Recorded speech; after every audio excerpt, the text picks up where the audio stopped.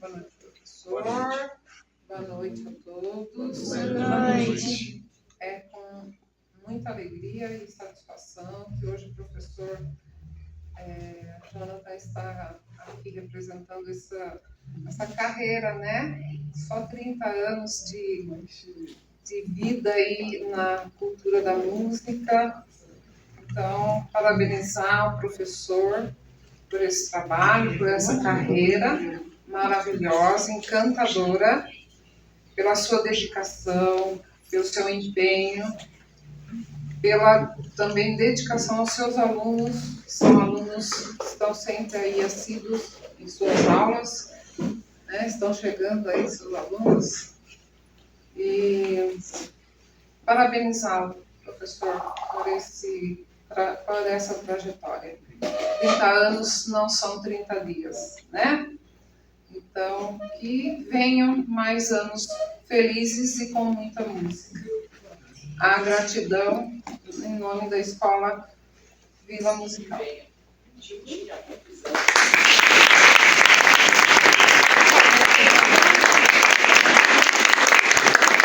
Minha produção chegou, olha que beleza. Aí vocês estão agora tranquilos, tá vendo? Filmem à vontade, mas minha produção chegou.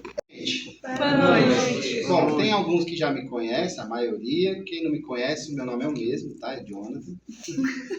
Essa é uma brincadeira que eu aprendi com um amigo meu, que inclusive vai ser o homenageado de hoje, né? Roberto Jordan, grande músico, violonista, educador musical lá de São Paulo, que eu tive o prazer de conhecer nessa carreira. E ele sempre falava assim, começava a aula com a criançada, meu nome é Roberto Jordan, para quem me conhece. Para quem não conhece, é o mesmo. Né? É bem, sempre funcionava, a criançada caía na gargalhada. Tudo bem? Uhum. Então, tá bom. Muito bem, como eu antecipei nos concertos passados, né, para quem assistiu o concerto da Camerata Quarta e ontem aqui nesse espaço, hoje eu dou um início a um ciclo de 4 recitais ao longo do ano que eu vou fazer, cada um com um instrumento diferente, que é um dos instrumentos que eu dou aula, que eu toco. E o contrabaixo é o instrumento que eu menos toco, menos domino, né? Porém, nos últimos anos para cá, eu tenho já me dedicado um pouco mais até para os meus futuros alunos, os que eu tenho, os que vão vir, possam ter um melhor atendimento da minha parte, para eu poder dar mais dicas, né? E a história minha, né, da carreira, eu não vou falar hoje, comecei a aprender música, não. Eu vou fazer de forma inversa, eu vou começar justamente de trás para frente. Então, para quem não quiser perder nada, deve acompanhar os 4 recitais, senão não vai conseguir saber nada. Vou dar um pequeno contexto em alguns momentos, mas eu vou contar sempre a história que tem a ver, principalmente na fase que esses instrumentos apareceram para mim. E cada um teve um período específico, tá? Contrabaixo, obviamente, foi o último, então ele começa na história aqui de trás para frente. Bom, eu sou de São Paulo, natural de São Paulo, e nasci lá na Zona Leste, São Mateus. Alguém conhece lá, do lado de lá? É um lugar, top, né? Enfim. E é por isso que eu sempre gostei de trabalhar. Quando veio e falou, vamos lá para o céu, eu falei, agora a gente vai para o lugar que eu gosto mesmo, periferia. Adoro trabalhar na periferia. Por vários motivos sociais, identificação pessoal, isso é muito importante. Porque é onde sempre menos chega as oportunidades. O centro sempre está recheado de coisa. Eu falo porque vira e mexe lá em São Paulo, né, capital, a gente tinha muito acesso à cultura, tem muito acesso à cultura gratuita, a concertos, muitas coisas. Então, é muito mais prático aqui, dificilmente. E quando tem, o povo não vem mais, a gente vai trabalhando para ver se a gente muda essa cultura, o povo começar cada vez a vir assistir mais as cameratas, bandas e recitais como esse. Tá? Bom, eu falei que eu não vou falar muito lá do início, né? Só para contextualizar. Então, eu sendo de São Paulo, né? O meu início musical, o meu início da carreira foi em São Paulo, obviamente. E num desses momentos da minha carreira, conheci o já citado professor Roberto Jordan, a sua esposa Cléo e a filha dele, a Bia. São 3 que eu guardo bastante, assim, com carinho, porque são pessoas que a gente conviveu bastante tempo. Trabalhei com eles por 2 anos antes de mudar para o interior. E a história aí você fala, mas a história do contrabaixo? O contrabaixo ele vai entrar na história mesmo em 2008. Já alguns anos, né? 12 anos já depois de eu já ter começado. 12 não, mais. Estou perdido agora. Mais anos, enfim, 2008. Comecei em 96, 2008 teve esse encontro. Por quê? Eu morando aqui no interior, o Roberto Jordão me liga. Ô, Jonathan, o que você está fazendo? Onde você está? Tal, conseguiu contato com a sua mãe, fazia tempo que a gente não se falava. Já fazia 4 anos eu estava lá no interior. Aí eu falei, rapaz, estou aqui, moro no interior, assim, assim, assado. Tal. Eu falei, cara, eu preciso ser aqui em São Paulo. Eu falei, como, né? Interior, São Paulo. E lá também existe o CELS. Na verdade, o CELS começou lá em São Paulo com a Marta Suplicy, né?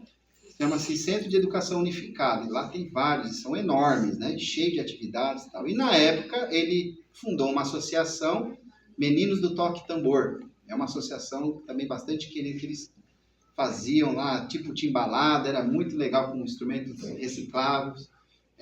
Bem bacana. E aí ele falou, olha, eu estou com 3 professores, mas eles não fizeram isso, e eu sei que se você vier, vai fazer. Falei, rapaz, resumindo a história, eu acabei aceitando no ano de 2008, então a minha rotina de terça até quinta era assim, dormia cedinho, acordava 3 da manhã da terça para quarta, ia para São Paulo dar aula, chegava lá exatamente no horário da aula, 9 horas, ia até às 9h30 da noite, só com almoço, a paradinha do intervalo. Quinta-feira também, das 9 até as 8 da noite, era um pouquinho mais cedo, e voltava para Mogi Guaçu, que é a cidade que eu residi por 17 anos. E foi assim 2008 inteiro. E lá tinha que dar aula, até então não tinha feito nada do tipo, mas eu já dava aula em grupo, né? Tinha começado a dar aula em grupos, mas até então o meu forte era aulas individuais. E nunca tinha dado aula desse treco. Aí ele chegou lá e falou, a gente tem tantos alunos de contrabaixo, de violão. Eu falei, peraí, contrabaixo, rapaz? Como é que é? Contrabaixo. Ah, contrabaixo. E foi dali, esse ano 2008 foi muito importante por esse motivo, que eu tive que me virar, corri atrás de amigos que sabiam sobre contrabaixo, pedi informações. É mais ou menos parecido com o cello, só que vai ficar em pé, assim, assim, assado, é diferente. O que me quebrou foi a afinação das cordas. Eu falei, meu Deus do céu, a afinação é de um jeito, do cello é outro, mas vamos lá. Pois bem, aceitei o desafio e fui, depois eu consegui, no final do ano, consegui fazer até a Primavera do Vivaldi com a galera lá, pra vocês terem uma ideia. Em 1 ano trabalhando, peguei um grupo do pessoal mais avançado, trabalhei daqui, então fiz um bom trabalho lá, gostaram, era para ter continuado em 2009, só que aí eu entrei na faculdade, e aí a coisa desenrolou de uma outra forma, e eles seguiram de outra forma por lá também. Então, essa é a história de como o contrabaixo chegou. Agora, como que agora você vai fazer um recital sendo que você nem domina o instrumento? Pois é. Teve mais 2 momentos da vida que o baixo acabou entrando assim meio de surpresa. Uma foi um amigo meu, em 2020, 20 e pouco, 22, já tinha acho que acabado a pandemia. Falei, rapaz, o fulano, que é um amigo nosso que também é multi-instrumentista, toca muito bem, né, os instrumentos, ele me deu um cano, eu preciso de um baixista, eu sei que você toca baixo também, toca? Eu dou aula, né, tocar é outra história. Cheguei lá, o que tem que fazer? Olha, aqui, mal alemão entregou partes com cifra, falei, agora que ficou bom, né? E tinha que ser no ouvido mesmo, falei, vamos lá. 4 horas tocando contrabaixo. Para quem nunca tocou, eu saí com os meus dedos todos moídos, porque isso aqui exige um esforço físico grande, muito grande. O Beto tá ali, aluno de baixo, sabe como é que é. Uma aula de 50 minutos, o dedinho já fica latejando, imagina 4 horas de contrabaixo, direto. Rapaz, eu falei, cheguei em casa, meu Deus do céu, meus dedos tudo dolorido, taquei no gelo. Enfim, foi a primeira experiência bem contundente com o contrabaixo. A segunda foi um pouco mais recente, um maestro que hoje é meu amigo, assim, sempre me chama para tocar, não contrabaixo, ele chama mais viola hoje em dia. Mas na época ele estava sem baixista na orquestra sinfônica do NASP de Hortolândia, o professor Jeto, inclusive, que me deu a indicação, falou, o Jonathan é muito instrumentista, chama que ele faz. Aí ele, Jonathan, você vem, você vai tocar contrabaixo. Eu falei, como é que é? Baixo? A hora que ele mandou o repertório, tinha Sibelius, tinha umas partes de sinfonia, um negócio diferente. Eu falei, meu Deus, primeira vez tocar esse negócio, tudo isso? Vamos lá. Mano, vim aqui no Vila, agradeço o Rafael que me deixou vir dar uma treinada no baixo daqui da Vila Musical, treinei as peças, vamos. E fui para Curitiba fazer uma apresentação lá com o NASP. Lá também, aí na hora eles gostaram, tanto que ele me colocou para dar masterclass para a molecada de lá também. Foi bem legal. Então, marcou bastante com o trabalho. E falei, desde então, agora não vou mais ser pego de surpresa. Veio e mexe, eu estou estudando uma peça aqui, peça ali. Ano retrasado, eu fiz um pequeno pedaço de recital com contrabaixo. A professora Leandro deve lembrar. Ela estava como coordenadora com a gente. E tenho me arriscado a fazer as coisas, tocar. E é isso. O contrabaixo, então, ele faz parte assim, da história mais recente. E é um instrumento que eu gosto muito por causa da parte grave. Eu gosto muito dos sons graves. Enquanto coralista, né, na faculdade, fiz estágio em outros corais, eu era barítono. Então, eu gosto da voz grave, né? É bem legal. Bom, sem mais delongas, ao longo do recital eu falo mais algumas coisinhas, mas para vocês contextualizarem, é essa parte que o baixo fez parte na minha vida, faz parte até hoje. E devido a essa experiência que eu contei para vocês, que foi criada assim a minha metodologia. De 2008 para cá, eu falei, eu preciso criar um método que eu consiga tanto dar aula com todos esses instrumentos, que era o contexto lá na aula, quanto, se for individualizado, também funciona da mesma forma. Então, hoje eu tenho meu próprio método, né? E ensino apenas por ele, não uso nenhum outro método para poder complementar nada, como a maioria das metodologias atuais funciona, né? Elas não se bastam por si só, a minha sozinha. E os alunos, para quem assistiu os últimos concertos da Camerata, viram o resultado que tem aí em 3, 4 anos de aula, que não é fácil, com aulas apenas em grupo, sem ter esse aparato mais individualizado, o aluno ter um resultado que os alunos estão tendo. Só não estão tendo mais por falta de prática e treino. Né, alunos? Vamos lá. Muito bem. Uma série de peças chamadas Melodias da Sicília, do alemão e radicado brasileiro Ernest Malin. Ele compôs aí 10 melodias da Sicília para contrabaixo e piano. Tem arranjo, um meu inclusive, desse primeiro que eu vou tocar, para cordas e baixo também, existem outros arranjos também. Bom, são peças curtinhas, então o recital não vai ser uma coisa longa, vai só até meia-noite, é bem curto, bem fácil, tá? Então, mas vai ser curtinho, tá? Essa primeira é a melodia número 1, Passeio do Urso. O mais da hora dessa melodia da Sicília é que ela tem sempre um caráter mais lúdico, tá? Então, cada uma tem um nome bem diferente, né? Então, esse aqui chama-se o Passeio do Urso. Então, tenta imaginar um urso passeando na floresta. Vamos lá.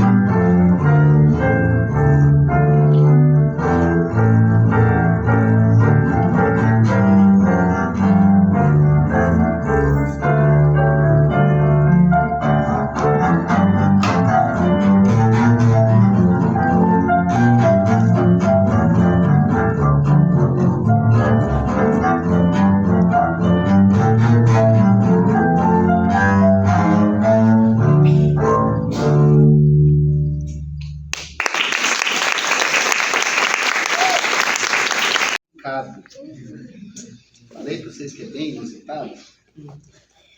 Então imagina um hipopótamo aplicado no queijo, comer, né? Que eles gostam de comer.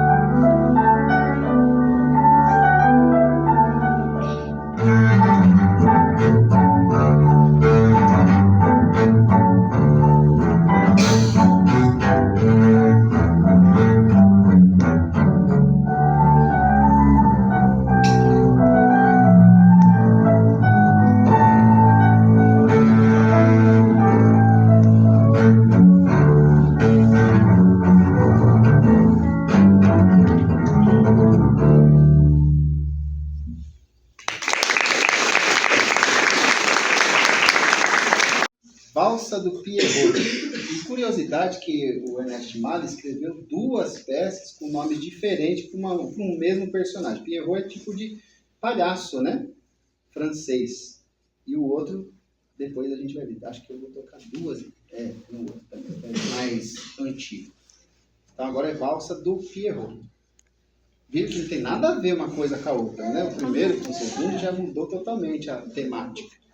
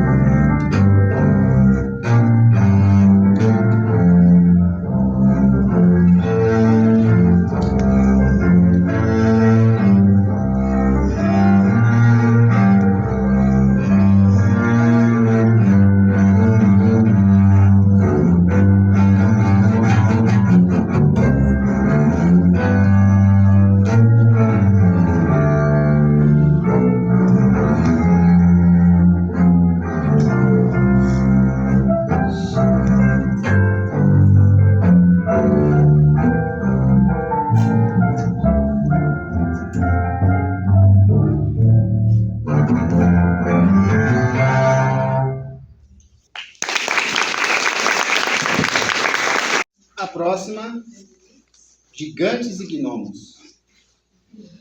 Foi longe agora, né?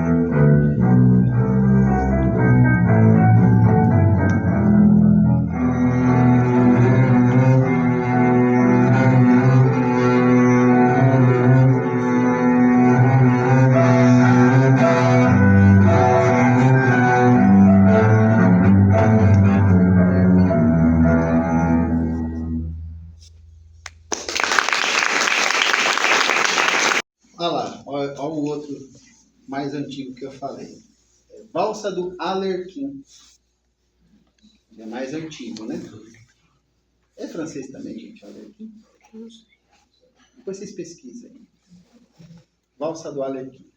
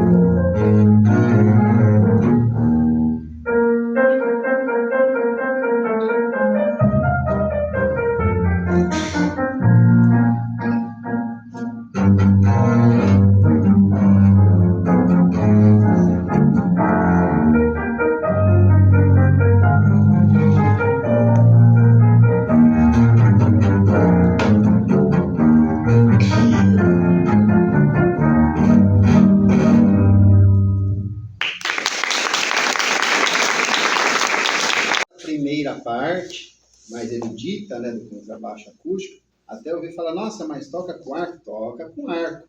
Né? O contrabaixo acústico ele tem algumas utilidades diferentes. Então, no meio erudito, no meio das orquestras, cameratas, etc., o mais comum é com o arco. E o arco tem uma curiosidade, infelizmente não dá para mostrar, mas esse aqui é um tipo de arco. E o contrabaixo ele tem um outro que, essa peça aqui, ela é desse tamanho, um pouco maior.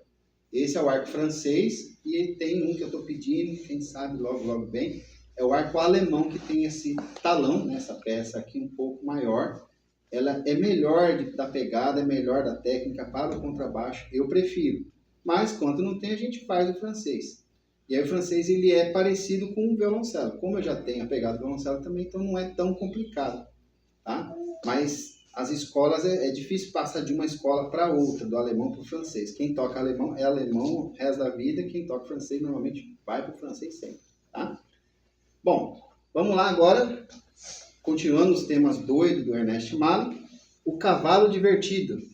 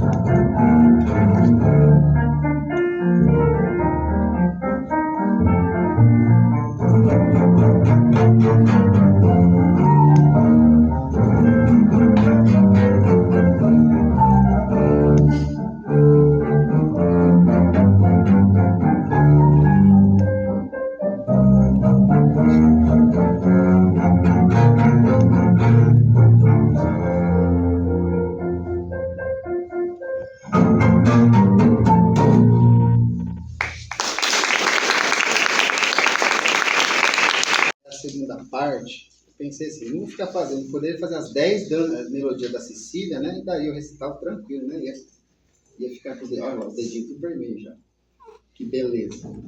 Mas eu falei, não, e como ele entrou na minha vida, como eu já contei para vocês, por meio do Roberto Jordan, nesse momento eu faço a homenagem a ele, a Cléo e a Bia, né, e a Associação dos Meninos do Toque Tambor também. Eu estou falando bastante isso, porque isso vai para o YouTube, depois eu vou fazer chegar nele de qualquer forma, para ele poder ver. E foi através dele que eu comecei a entrar no mundo da música popular brasileira, que até então era só Vivaldi, Bach, Beethoven, o que é excelente, obviamente, né? Mas ele falou, cara, você precisa ampliar a sua mente, ampliar o seu repertório, e aí você vai ter trabalho sempre, e não foi diferente, né? Então, cheguei a tocar em restaurante, supermercado, fizemos serenatas, né? Na época que serenata ainda estava na moda, né? Imagina o professor de suspensório, chapeuzinho e o violino, lá no caso era o violino na época, né? Que eu tocava mais, o cello veio depois. E foi muito bacana. Então ele me apresentou, mas de uma forma muito espontânea, natural. Do mesmo modo, ele já tinha uma veia erudita, que ele tinha feito conservatório lá em São Paulo, a ULM, bastante conhecido. A ULM, para quem não conhece, é um conservatório equiparado ao Conservatório de Tatuí, lá de São Paulo. É muito conceituado. Então ele fala, cara, eu vi aqui Jesus Liga dos Homens, vi todas essas músicas, mas olha, popular, tem um monte de acordes, é isso, aquilo outro, e começou a me apresentar. E ele também que, de certa forma, me ensinou a começar a tirar as coisas mais de ouvido. Até então era só a partitura. Então dali para frente o ouvidinho começou a funcionar também, foi muito bacana. Então essa segunda parte, vou fazer músicas populares brasileiras e internacionais, algumas que a gente chegou a tocar na época nossa lá, foi bem bacana. A primeira delas, Corcovado, do Tom Jobim, né? E eu esses dias estava pesquisando as letras, né, para ver qual que era o contexto. Na maioria é tudo bem, né? A bossa nova, quando surgiu, é tudo muito apaixonado, meu amor daqui, meu amor dali, não tem problemas, né? Tudo no amor. Então, Corcovado, ele fala dessa questão mais romântica, né? Então, depois vocês pesquisem a letra também, eu sugiro, muito bonita a letra. Corcovado.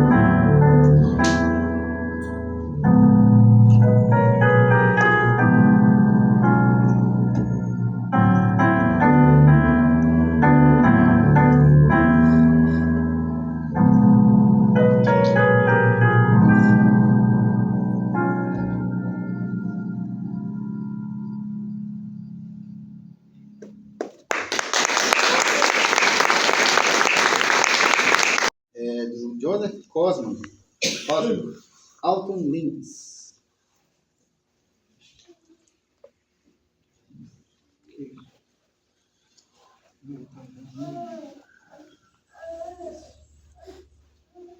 Autumn Leaves, folhas de outono, é isso?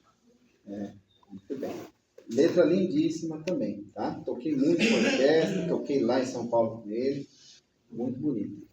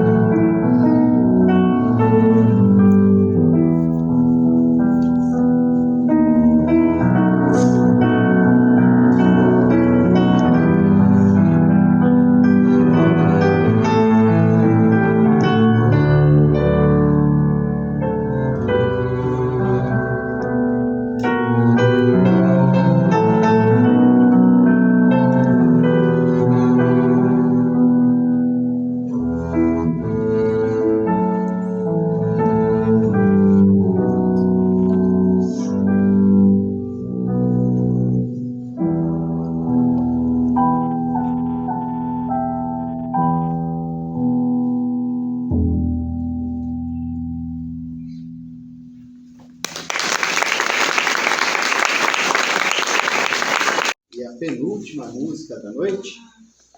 Ah, já teve um aí, né? A penúltima música chama-se Valsinha, do Chico Buarque.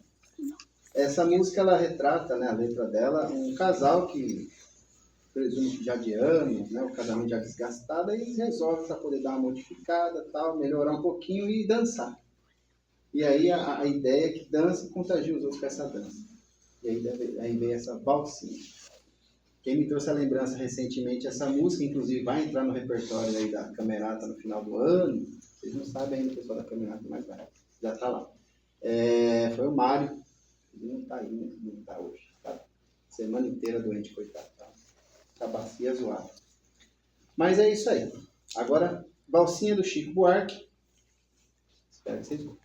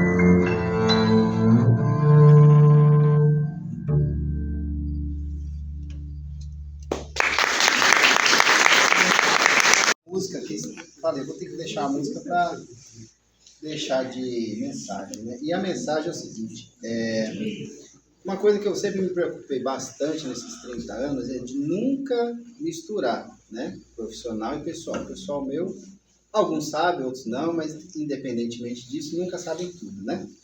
E é importante nunca deixar, mas o que sempre aconteceu, mesmo sem eu querer, é que o profissional sempre acabou influenciando no pessoal, mas no sentido bom, tá, gente? Pelo fato de, às vezes, ter problemas e tudo mais, né, ficar triste. Tudo. Já aconteceu coisas, até já comentei com algumas pessoas, que se acontecesse com outras pessoas, essas pessoas estariam em sérios problemas hoje em dia ou nem existiriam mais. Mas graças à minha profissão que eu estou aqui hoje. Porque quando a gente fica triste e tal, eu vou lá, pego meus instrumentos, estudo e faço. E aí a gente percebe que problema só é do tamanho que a gente quer que ele seja. Nunca é tão maior quanto você pode aguentar, na verdade. Né? Então, eu sou grato à minha profissão, porque esses 30 anos, ela é que me trouxe. Eu até brinquei hoje, conversando com uma pessoa, uma conhecida, falei, o violino é o meu... Falando dessa apresentação de hoje, nossa, o violino é bonito, cara, eu sou suspeito de falar, né? O violino é o meu companheiro mais antigo, né? Já está na minha vida aí. Ele é o mais antigão, 30 anos já comigo. E a música, ela está mais tempo ainda, né? 32 anos que eu estudo música. E ela, a gente tem os nossos problemas, mas a gente sempre se acerta. É mais as alegrias do que qualquer problema que tem. Então, se tem um lugar que eu sempre estou bem, é trabalhando. O Rafael sempre pergunta, e aí, como você está? Eu estou ótimo. Sempre, nunca, hoje, não. Pode perguntar para ele, ou qualquer outro professor, nunca aconteceu de, hoje está mal mesmo. Não tem mal menos, sempre está bem. Né? Então, para isso, e sempre tenho, embora eu sou dos professores, né, até levei, no ano retrasado, se não me engano, no passado, dos alunos, a alcunha de professor mais chato do Rio. Né? Mais chato no sentido de que eu cobro, exijo, e sempre com bastante argumentos, né? Bastante razão também. Mas os alunos acho que nunca me viram com a cara triste, muito para baixo, coisa assim. Acho que nunca teve isso, né? Sempre para cima. Não sou muito de sorrisos, né? Mas sempre que dá, dou um sorrisinho, mais ou menos. E essa última música é isso. Até parafraseando aí, e citando um pouquinho do Fala Mansa, uma banda que eu gosto de ouvir às vezes, não sabiam isso sobre mim, né? Não é só clássico. E tem a música deles que fala, né? Tô rindo à toa, né? Não que a vida esteja assim tão boa, mas um sorriso ajuda a melhorar. Não é? E já pegou aquele dia que você tá ruim, mal, e aí alguém dá um sorriso e você já... legal, né? Então, a última música do Charlie Chaplin, Smile, né?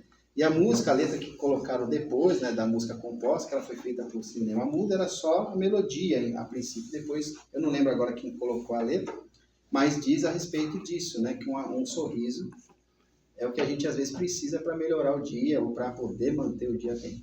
Então, Smile para vocês.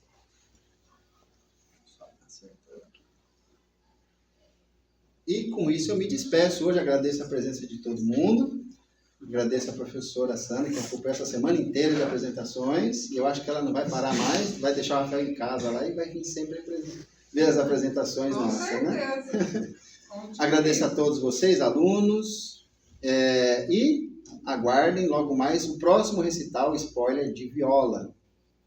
A viola foi o terceiro instrumento que chegou para mim, né?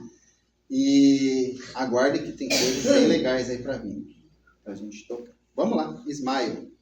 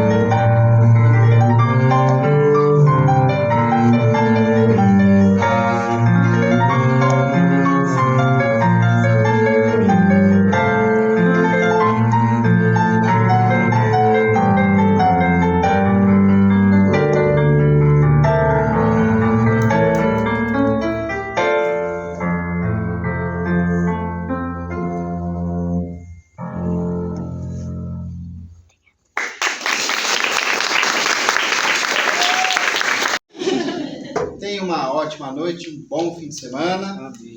E acompanhe aí a gente nas próximas. Grande abraço, gente. Opa, só um minutinho. Olha só. Professor Jonathan, receba.